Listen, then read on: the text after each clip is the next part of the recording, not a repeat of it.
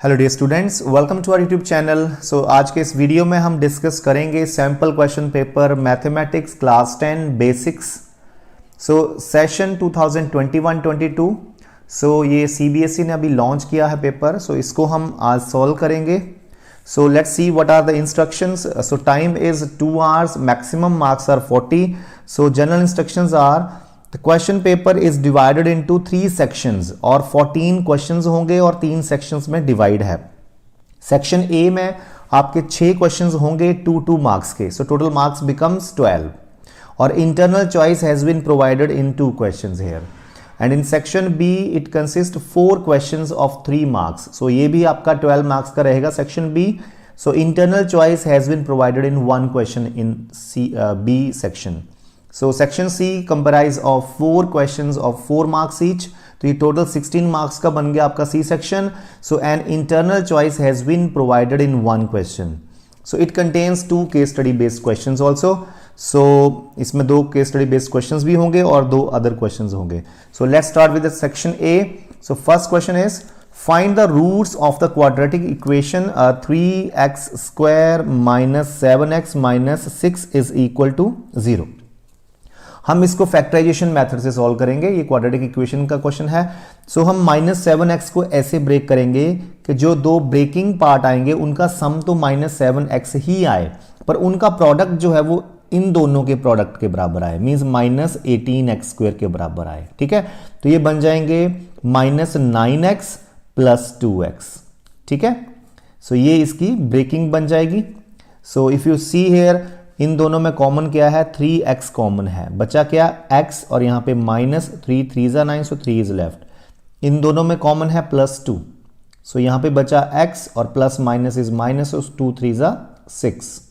सो अब इन दोनों में क्या कॉमन है, x - 3 कॉमन है, so that implies you can put, and यहाँ पे बचा आपका 3x और यहाँ बचा +2।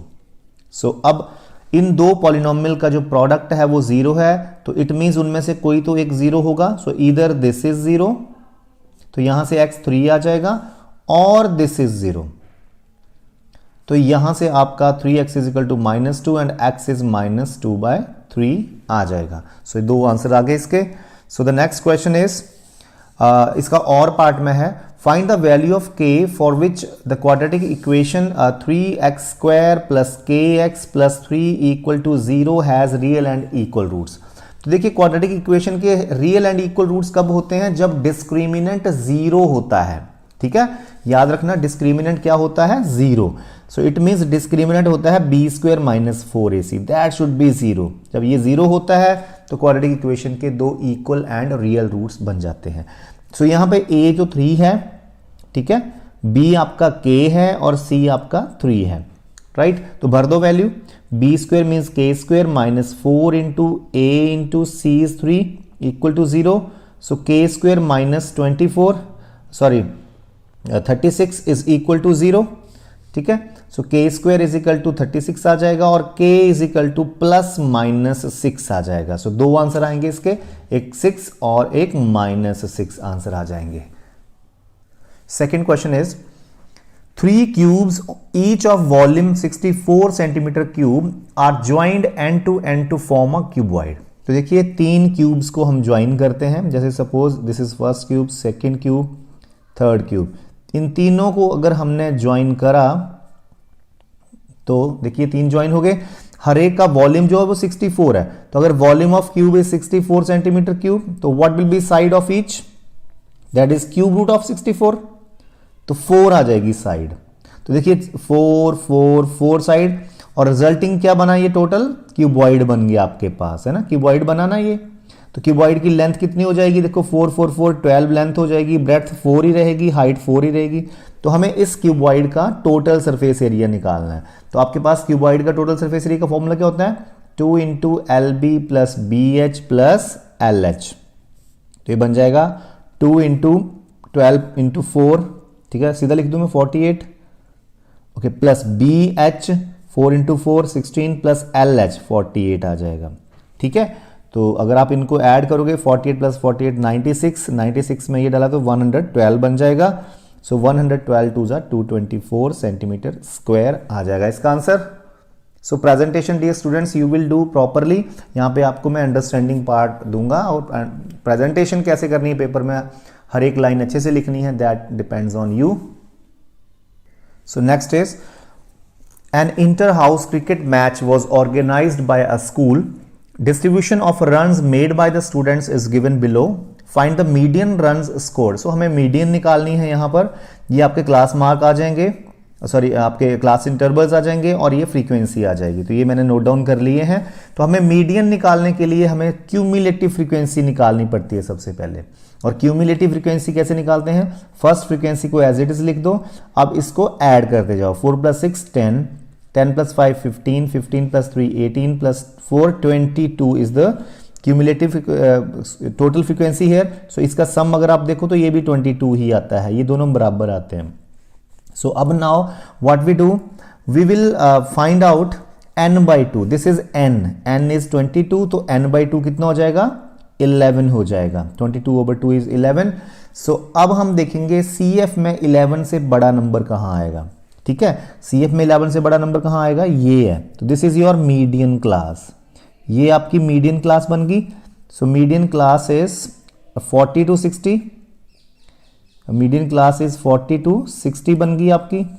अब क्या करना है, आपने फॉर्मूला लिख देना है पहले यहाँ पे। ये देखिए फॉर्मूला होता है मीडियन का L प्लस, ये आपको रिमेंबर करना पड़ेगा, L plus n/2 minus CF/F into H आ जाएगा। ठीक है, सो L क्या होता है, L is the lower limit of median class, तो 40 है लोअर लिमिट। n/2 आपके पास 11 दिया हुआ है ऑलरेडी। CF जो है वो आपने क्या करना है, एक CF देखो, ये मीडियम क्लास की CF 15 है ना, एक पिछली CF आपने लेनी है, तो CF is 10 here and frequency आपने मीडियम क्लास की लेनी है, दैट इज 5, और H is here class size, वो 20 का क्लास साइज चल रहा है। Now fill the value. So median आपकी क्या बन गई, L plus 11 minus 10/F is 5 into H is 20। So ये बन जाएगा 40 प्लस 5 4 जा।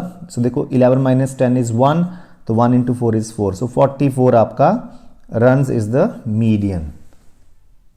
Now the fourth question is find the common difference of the AP 4, 9 and 14। Find the common difference. तो देखिए हमारे पास AP है 4, 9 and 14। So common difference D होता है, आप second term minus first term कर दो या third term minus second term कर दो, तो वो आपका सेम ही आता है। तो 5 is the common difference. Now if the first term changes to 6 and the common difference remains the same, तो पहली टर्म अगर हम 6 कर दें और कॉमन डिफरेंस 5 का ही रहने दें, तो अगली टर्म बन जाएगी A प्लस D, तो 6 में 5 ऐड कर दो 11, उसकी अगली बन जाएगी 16, सो ऑन, है ना। तो बोलते हैं then write the new AP, तो ये हमने न्यू AP लिख दी है ना, क्योंकि A है हमारा 6 राइट, और D बोलता है वही रहना चाहिए, तो 5 इज D। सो पहली टर्म होती है A, दूसरी होती है A प्लस D, तो 11 हो जाएगा, A प्लस 2D तो 16 हो जाएगा, and so on it is. Next is the mode of the following frequency distribution is 38, find the value of x। तो ये हमें टेबल दिया है हमें, और मोड हमें ऑलरेडी दे रखा है 38। ठीक है, तो हमें x की वैल्यू निकालनी है। तो चलिए हमें मोड का फॉर्मूला पता होना चाहिए सबसे पहले। तो सबसे पहले मोड का फॉर्मूला लिख देते हैं। Mode is equal to L plus F1 minus F0/2F1 minus F0 minus F2 into H। ठीक है, दिस इज मोड। सो सबसे पहले हम मॉडल क्लास निकालते हैं। सो मॉडल क्लास होती है जिसकी हाईएस्ट फ्रीक्वेंसी होती है उस क्लास की। तो यहाँ पे तो हमें पता नहीं चलेगा किसकी हाईएस्ट फ्रीक्वेंसी है, क्योंकि x आ रहा है, x हमें नहीं पता क्या वैल्यू है इसकी। तो हम देखेंगे मॉड किस इंटरवल में लाई कर रहा है। 38 किस में लाई करता है, 30 to 40 में। This is our model class, right. So from here we can find out. So model class is 30 to 40।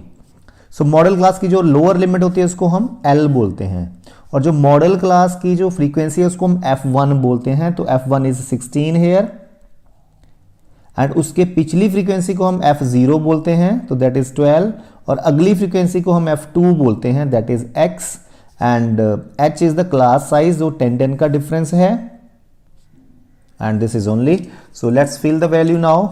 So mode हमारे पास ऑलरेडी दे रखा है 38, so 38 is equal to L is fill here value, L is 30 plus F1 is 16 minus F0 is 12, F0 भी बोल देते हैं, F0 भी बोल देते हैं। सो 2F1 32 बन जाएगा, 2 से मल्टीप्लाई करके, F0 is 12, F2 is X into H is 10 here. So let's find out the value. ये यहाँ जाके माइनस हो जाएगा, तो 38 माइनस 38 बच जाएगा। 16 minus 12 is 4, 32 minus 12 is 20 minus X into 10। So 10 ये ऊपर चला जाएगा, ठीक है। So now what we do, ये नीचे भी आ सकता है इधर, या आप एक काम करो क्रॉस मल्टीप्लाई कर देते हैं, ठीक है। ये 8/1 है तो इसको 8 से करा और ये 40 इधर आ जाएगा, तो 8 20 160 माइनस 8x और इधर आप लिख सकते हो 40, राइट। तो इन सब को इधर ले जाओ तो क्या बन जाएंगे, 8x प्लस का हो गया माइनस 160 हो गया plus 40 is equal to 0। So 8x minus 120, तो इधर जाके प्लस 120 बन जाएगा। सो x इज 15, आंसर आ सकता है, आ सकता नहीं, आ गया है हमारा 15 answer. So this is x 15 degree, sorry 15 only. So now our sixth question is coming, so that is XY and MN are tangents drawn at the end points of the diameter DE of the circle। तो देखिए ये diameter है और ये tangents drop कर दी गई हैं। हमें क्या प्रूव करना है, XY and MN are parallel, इन दोनों को हमें पैरेलल प्रूव करना है। तो इसको मैं ऐसे ही एक्सप्लेन कर देता हूँ। So first of all we'll write that we know radius and tangents are at perpendicular to each other। So ये एंगल 90 हो गया, and here also radius and tangent are perpendicular to each other। तो ये angle भी 90 हो गया, ये भी 90 हो गया। These two angles are equal but these are alternate interior angles। So if alternate interior angles are coming equal, so lines are parallel। तो इतना कुछ आपको लिखना पड़ेगा इसमें। Now or part of this, in the given figure a circle is inscribed in the quadrilateral ABCD। Given AB is 6 centimeter, BC I'll also draw here। so यहां पे हम ड्रॉ कर लेते हैं, ऐसे है। so ABCD, ठीक है। so AB is 6 centimeter, BC is 7 centimeter, CD is 4 centimeter, AD we need to find out, ठीक है। तो हमने एक क्वेश्चन पढ़ा है, एक क्वेश्चन प्रूव किया है कि quadrilateral which is circumscribing a circle, the sum of opposite sides of that quadrilateral is equal. So ऐसी क्वाड्रिलेटरल जिसके अंदर सर्कल बना है जो कि चारों इसकी साइड्स को टच कर रहा है, तो उस क्वाड्रिलेटरल के जो ऑपोजिट साइड्स होती हैं उनका सम बराबर होता है। तो 6 + 4 10, तो 7 + what is 10, 7 + 3 will come here. So इसका आंसर 3 आ जाएगा AD। तो हम यहां पे लिखेंगे we know if a circle is inscribed in a quadrilateral then the sum of the opposite angle sum of the opposite sides of the quadrilateral are equal। so AB plus CD is equal to AD plus BC। so AB is 6 plus 4 is equal to 7 plus AD। तो AD will be 10 minus 7, 3 centimeter आ जाएगा। so now this is section B, 7th question। so an AP 5, 8, 11, has 40 terms, total terms are 40। find the last term and also find the sum of the last 10 terms। ठीक है, तो हमें last term total बताना है, last term कौन सी है। सो ये देखिए यहां पे A है 5 और D है 8 - 5 that is 3।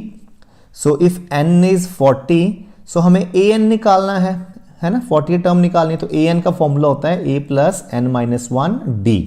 So an is equal to 5 + 40 - 1 and d is 3।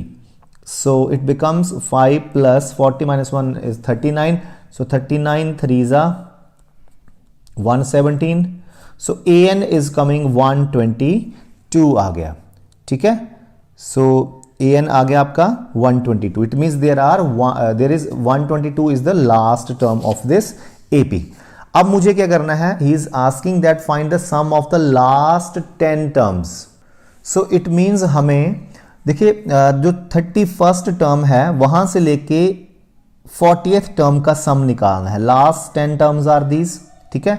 तो हम 31st टर्म निकालेंगे, वो हम उसको हम पहली टर्म ट्रीट करेंगे और इसको 10th टर्म ट्रीट करेंगे, है ना, उसका सम हम निकालेंगे। तो let's see what is 31st term. So a plus 30d, so a is 5, 30 is 30 into d, 33 is 90, so 95 आ गई आपकी 31st टर्म, ठीक है। तो ये हमारी पहली टर्म होगी यहां से लेके हमें, सो यहां पे हमारी AP बन जाएगी 95, है ना। तो D इज हियर 3, सो अगली 98 बन जाएगी and so on so on so on. Last term हमारी 40th होगी 122, इसका सम निकालना है अब हमें। तो यहां पे देखिए हमारे पास फॉर्मूला होता है सम का, SN is equal to n/2 into A plus last term, you can say AN और L भी बोल सकते हो, ठीक है। तो हमें लास्ट 10 टर्म्स का सम निकालना, तो S10 यहाँ पे आ जाएगा n/2, है ना। तो 10 टर्म्स हैं तो 10/2, पहली टर्म यहाँ पे 95 गिनी जाएगी प्लस लास्ट टर्म 122 गिनी जाएगी। सो 5 इंटू 217 आ जाएगा, सो ये 1085 आ जाएगा आपका आंसर, ठीक है।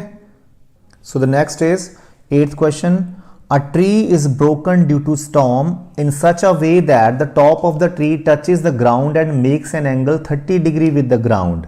तो देखिए मान लो ये ट्री है, AB is a tree और ये C पॉइंट से कट गया, ठीक है, यहां से ब्रेक हो गया और ये CB जो पोर्शन है वो यहां गिरा आके और ये ग्राउंड के साथ 30 डिग्री का एंगल बना रहा है, ठीक है। Length of the broken upper part of the tree is 8 metre. तो बोलता है ये ब्रोकन पार्ट जो है उसकी लेंथ है 8 metre, means CD is 8 metre. Find the height of the tree before it was broken. हमें ये टोटल हाइट निकालनी है, इट मींस हमें पहले AC निकालना है और फिर CD तो है ही हमारे पास, that is equal to this, ये भी 8 ही होगा ना।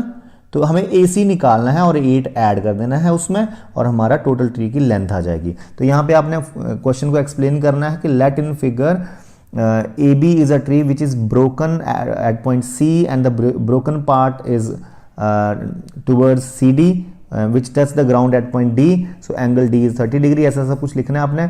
अब हम इस ट्रायंगल में आ जाएंगे। So in right angled triangle, right angled triangle कौन सी है, ACD। तो देखिए मुझे AC निकालना है, तो AC over CD which is given, तो ये बन गया P over H, P over H होता है साइन थीटा, सो साइन 30 बन जाएगा। So AC over 8 is equal to 1/2, so AC आपका 4 आ जाएगा, 8 ओवर 2 इज 4। सो बेटा AC 4 आ गया, तो ये 8 है, टोटल बन गया हमारा 12 बन गया। सो 12 मीटर आंसर इसका आ जाएगा। सो द नेक्स्ट क्वेश्चन देखें इसका और part. Two poles of equal height are standing opposite to each other on either side of the road 80 metre wide। तो देखिए दो पोल हैं जिनकी सेम हाइट है, तो ये देखिए सेम हाइट वाले दो पोल हैं, तो इनकी हाइट को मैं h मान लेता हूं, चलिए। So AB and CD are two poles of height h and road है 80 मीटर वाइड, ये 80 मीटर है। From a point between them on the road, the angle of elevation of the top of the two poles are 60 and 30. So एक point ले लिए यहाँ से इस पोल का एंगल ऑफ एलिवेशन 60 मान लीजिए और यहाँ से इसका एंगल ऑफ एलिवेशन 30 मान लीजिए, ठीक है। So okay, find the distance between the two poles. हमें find the distance of the point from the two poles. हमें इस पॉइंट की डिस्टेंस, मान लो ये P पॉइंट है, हमें PC एंड PA निकालना है। इस पोल की, इस पॉइंट की डिस्टेंस दोनों पोल से निकालनी है। तो मान लीजिए अगर मैं PC को x मान लूं, लेट PC बी x, ठीक है, तो ये 80 माइनस x हो जाएगा। सो AP will be 80 minus x because total is 80।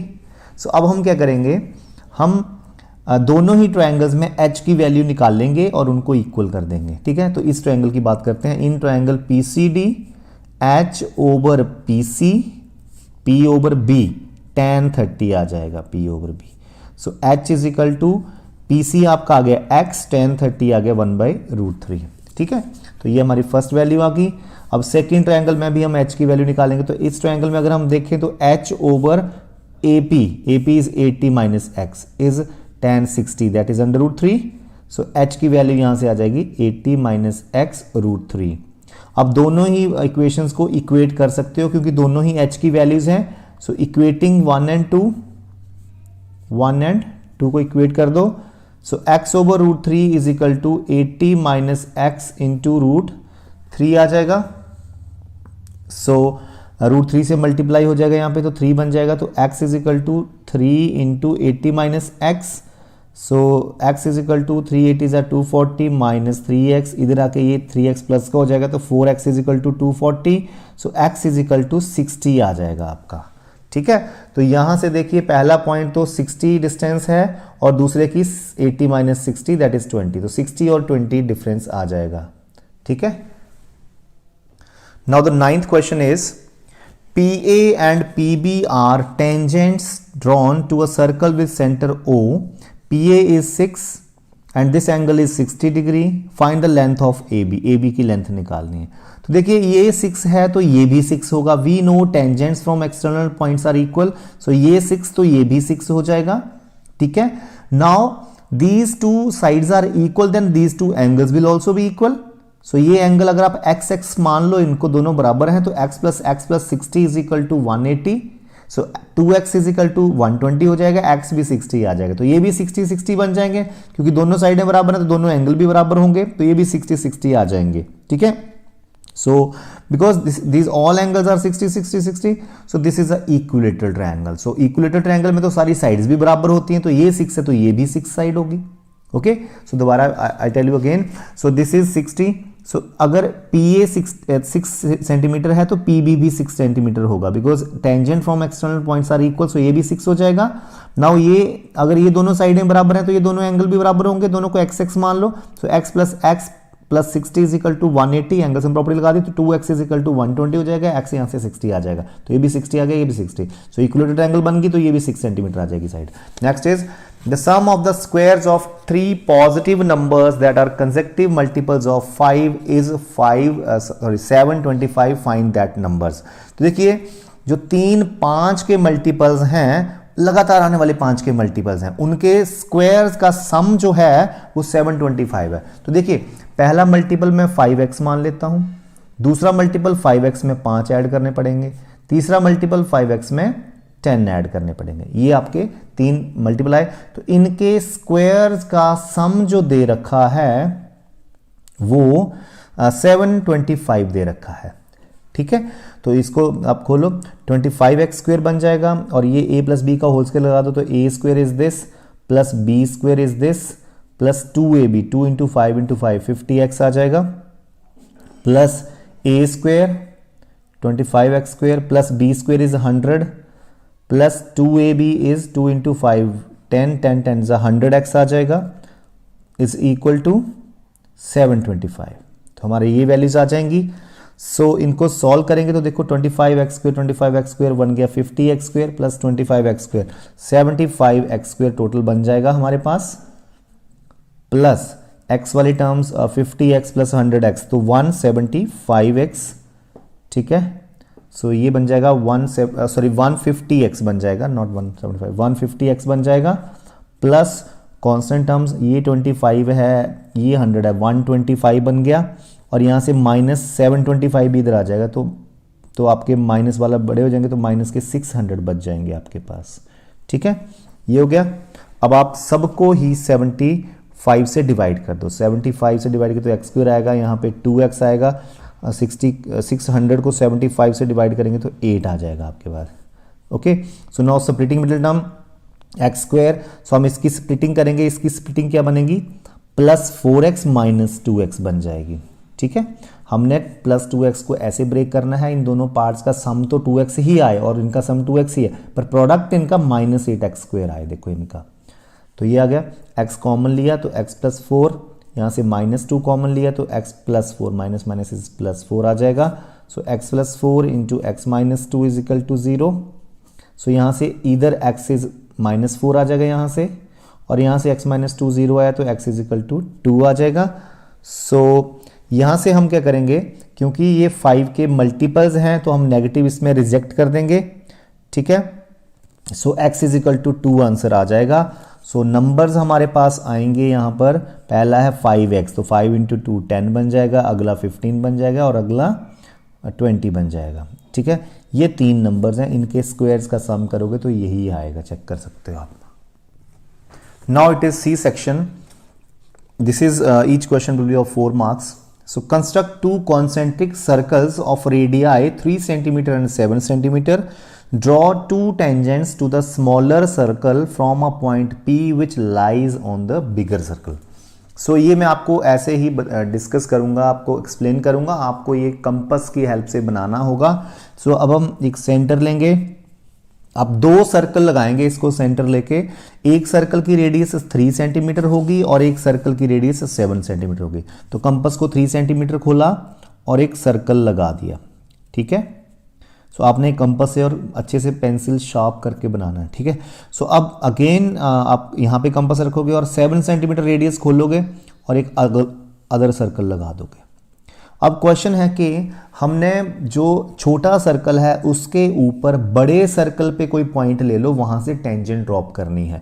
तो हमने सपोज करो बड़े सर्कल पे मैंने ये पॉइंट ले लिया P, ठीक है, और ये सेंटर है. तो यहां से मैंने दो टेंजेंट ड्रॉप करनी है छोटे सर्कल पर.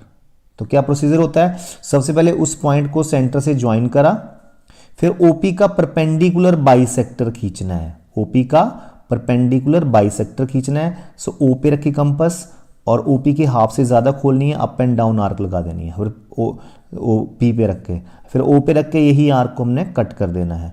तो OP का ये परपेंडिकुलर बाइसेक्टर बन जाएगा. ठीक है, अब जहाँ पे ये परपेंडिकुलर बाइसेक्टर ने OP को काटा वहाँ पे कंपास रखकर हमने इसको O के बराबर खोलना है और एक और सर्कल लगा देना है. और ये सर्कल जो है वो आपको बताऊं O और P दोनों से होके जाएगा, दोनों से होके जाएगा. अब नए सर्कल ने छोटे सर्कल को जहां काटा उनके नाम दे दो, A और B दे दिए. अब P और A को ज्वाइन कर दो और P और B को स्केल से ज्वाइन करना है अच्छे से. तो ये दो टेंजेंट आ गई, रिक्वायर्ड टेंजेंट. और रिजल्ट भी आपने लिखना है, PA and PB are two required tangents. So this way you will do this construction. So the OR part is also construction. Draw a pair of tangents to a circle of radius 6 cm which are inclined to each other at an angle of 60 degree. Also find the length of the tangent also. ठीक है, तो इसमें क्या है, एक circle है जिसकी radius है 6 सेंटीमीटर. 6 सेंटीमीटर कंपास खोलनी है और एक सर्कल लगा देना है. लगा दिया, ओके. अब क्या करना है, इस सर्कल के ऊपर दो टेंजेंट्स ड्रॉप करनी है जिनके बीच का एंगल 60 डिग्री हो. तो हम इसको थोड़ा सा समझते हैं. यहाँ पे अगर बच्चों टेंजेंट के बीच का एंगल 60 हो ना, तो याद रखना, सपोज ये रेडियस है, ये रेडियस है, सेंटर है, ये एंगल तो हमेशा 90 होता है, ये एंगल हमेशा 90 होता है. तो इन दोनों एंगल्स का सम भी 180 होता है क्योंकि इन दोनों का 180 है. ये देखिए, ये दो टेंजेंट्स हैं, ये रेडियस है, रेडियस है, ये एंगल हमेशा 90 होता है, हमें पता है, ये एंगल हमेशा 90 होता है. अब इस क्वाड्रिलेटरल के चार एंगल्स का सम तो 360 होना है, तो इन दोनों का तो 180 हो गया, तो इन दोनों का भी 180 ही होगा. तो अगर ये 60 दिया हो तो यहाँ पे 120 होगा क्योंकि दोनों का सम 180 है. तो वैसे ही हमने यहाँ पे 120 डिग्री का एंगल बना देना है. तो एक रेडियस ऐसे को ले लीजिए OA. अब यहाँ पर आपने 120 का एंगल बनाना है. कंपास यहाँ रखी और आर्क लगा दी और यहाँ पे रख के ये आर्क, यहाँ पे रख के ये आर्क, तो ये 120 का एंगल बन गया. अब हम यहाँ पहुँच गए और यहाँ पहुँच गए और इन दोनों पॉइंट्स पे 90 का बनना है. सो यहाँ पे कंपास रखी और यहाँ पे 90 का एंगल बना दिया. तो सबको आता होगा बनाने 90 का एंगल. ठीक है, अब यहाँ पे 90 का बना दिया. अब ये ऑटोमेटिकली 60 डिग्री बन जाएगा. ठीक है, इसको P नाम दे दो, ऑटोमेटिकली 60 डिग्री हो जाएगा. तो दिस इज क्वेश्चन. अब इसको मेजर कर सकते हो आप, कितनी लेंथ आएगी वो रिजल्ट में हम लिख देंगे. तो ऐसे आपको नंबर मिल जाएंगे. So do it with the help of compass, scale, protector. Protector की जरूरत ही नहीं है वैसे, कंपास, स्केल, इरेजर और जो भी है. ठीक है, pencil.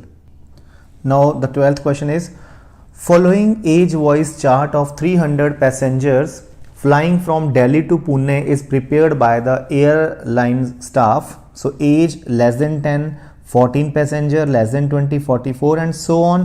So we are to find out the mean of this passenger. ठीक है, so सबसे पहले हम इस क्लास इंटरवल्स को प्रॉपरली इसको अरेंज करेंगे. So less than 10, less than 20.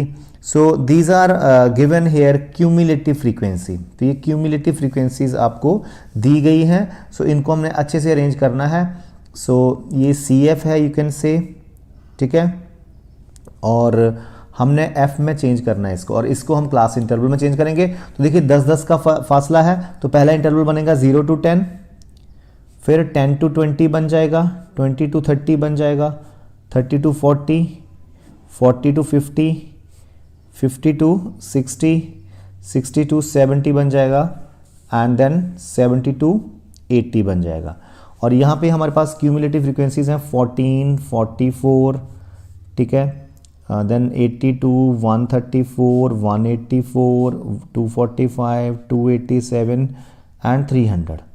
सो हमें इसको सबसे पहले एफ में चेंज करना है, क्योंकि देखो 300 पैसेंजर और लास्ट में भी 300 आ रहा है, तो it means this is not frequency, this is cumulative frequency. तो देखो कैसे हम चेंज करते हैं। हम पहले को तो 14 लिखेंगे, अब 44 माइनस 14 करेंगे 30 आ जाएगा, 82 माइनस 44 करेंगे 38 आ जाएगा, 134 माइनस 82 करेंगे तो 52 आ जाएगा, अब 184 माइनस 134 करेंगे तो 50 आ जाएगा, देन 245 माइनस 184 करेंगे तो 61 आ जाएगा, 287 माइनस 245 करेंगे तो 42 आ जाएगा, देन दिस माइनस दिस 13 आ जाएगा। तो ये हमारा एफ आ गया, ठीक है। अब मिड वैल्यू निकालिए, दैट इज क्लास मार्क। 0 और 10 के बीच क्या आता है 5, दोनों को ऐड करो डिवाइड बाय 2, दोनों को ऐड करो डिवाइड बाय 2, तो 15 आ गया। अब पता है 10-10 का डिफरेंस है, तो 10-10 का डिफरेंस आप खुद लेते जाओ, ठीक है। सो ये चीज़ें हमें करनी पड़ेंगी। अब हम एफ आई एक्स आई निकालते हैं। F I X I means दिन दोनों को मल्टीप्लाई करना है, तो 14 5 ज़ा 70, 30 15 ज़ा 450, ठीक है, this into this 950, this into this 35 2 ज़ा 77, 35 5 ज़ा एंड 182 आ जाएगा। सो 45 5 ज़ा 225 एंड 1 0 आ जाएगी। सो इसको मुझे करना पड़ेगा कैलकुलेट, ये आ जाएगा 55 55 5 एंड देन 35 ये आ जाएगा। सो 42 इंटू 65 हमारा आ जाएगा 0 एंड ये आ जाएगा, ठीक है।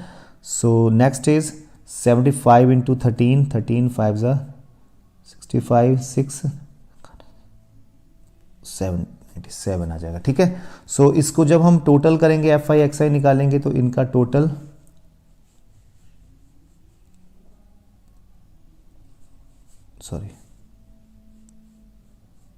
सो this is coming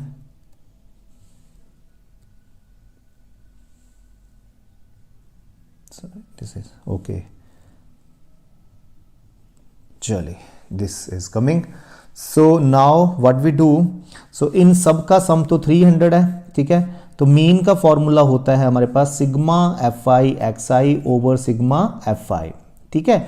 so sigma F I X I का 12,600 ओवर इन सब का सम जो वो 300 है, ये 300 आ जाएगा डिवाइड में। सो 4 3 ज़ा 12, 3 2 ज़ा, so 42 is the mean coming here. Now these are case study based questions. So first question is A lighthouse is a tall tower with light near the top, ठीक है। These are often built on island coast or on cliffs. Lighthouses on water surface act as a navigational aid to the mariners and send warning to boats and ships for dangers. Initially, wood coal would be used as illuminators, and gradually it was replaced by candles, lanterns, and electric lights. Nowadays, they are run by machines and remote monitoring. Prongs Reef Lighthouse of Mumbai was constructed in 1874 to 75. It is approximately 40 meter high. So this is 40 meter high. अब ये काम की बात आ गई है, 40 meter high, and its beam can be seen at a distance of 30 kilometer. तो इसकी जो बीम है वो 30 किलोमीटर की डिस्टेंस तक देखी जाती है। So next is a ship and a boat are coming towards the lighthouse from the opposite directions. Angles of depression of flashlight from the lighthouse to the boat and ship are 30 and 60. So यहाँ से boat आ रही है, यहाँ से ship आ रहा है। So यहाँ पे एंगल ऑफ डिप्रेशन 30 है, तो ये भी 30 डिग्री हो जाएगा, ये 60 है तो ये भी 60 डिग्री हो जाएगा आपका। So questions are first question is which of the two boat or ship is nearer to the lighthouse, find its distance from the lighthouse.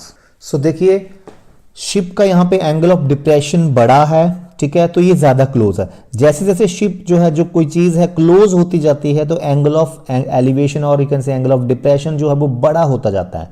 तो 60 वाला बड़ा है, तो ये इट मींस ये ज्यादा क्लोज है हमारे इससे लाइट हाउस से, ठीक है। तो हमें क्या निकालना है, which of the two is closer, तो ship is closer, find the distance from the lighthouse. तो इसकी डिस्टेंस निकालनी है लाइट हाउस से, सो हमें BC निकालना है यहां पर।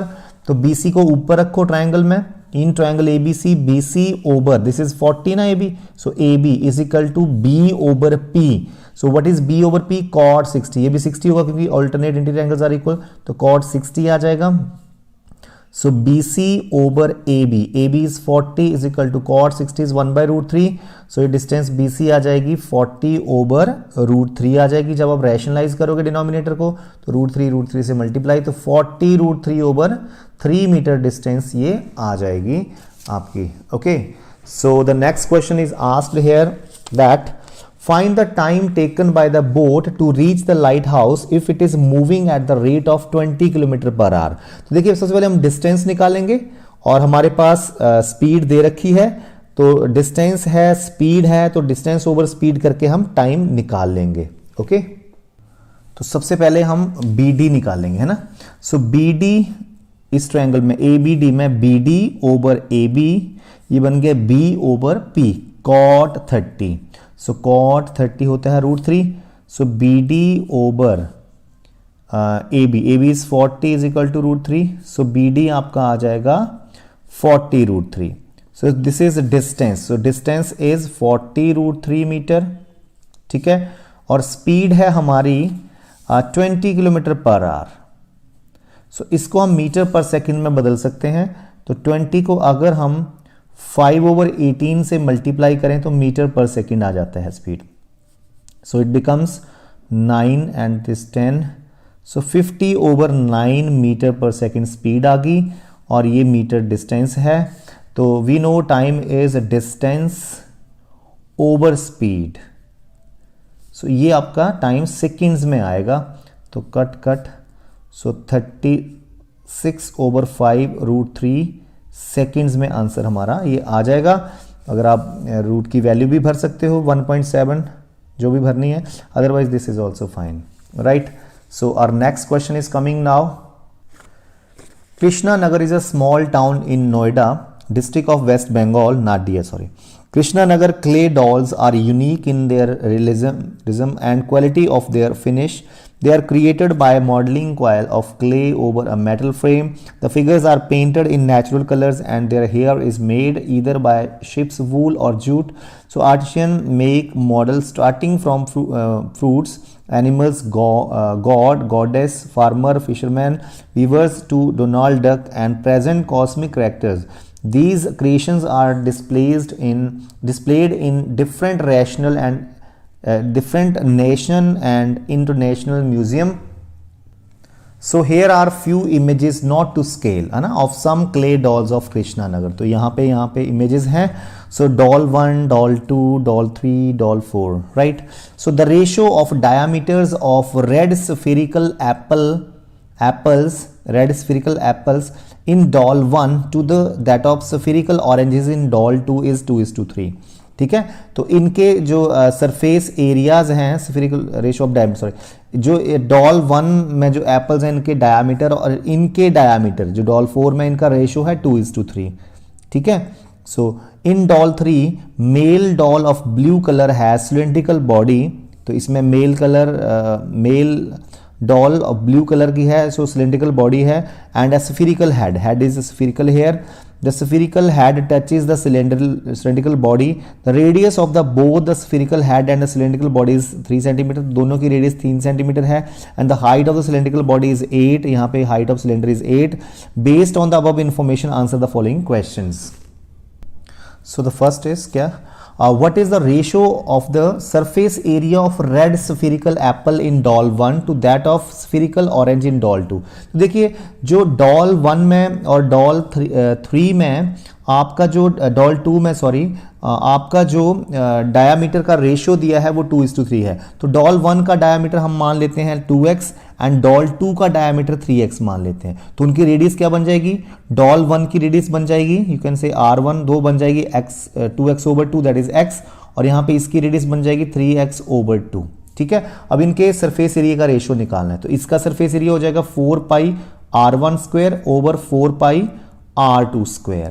ठीक है, 4π cancel, so r1² is x², r2² is इसका स्क्वायर कर दिए तो 9x², और इसका स्क्वायर किया तो 4 वो ऊपर चला जाएगा, सो x² कैंसिल, सो 4:9 आ जाएगा रेशो।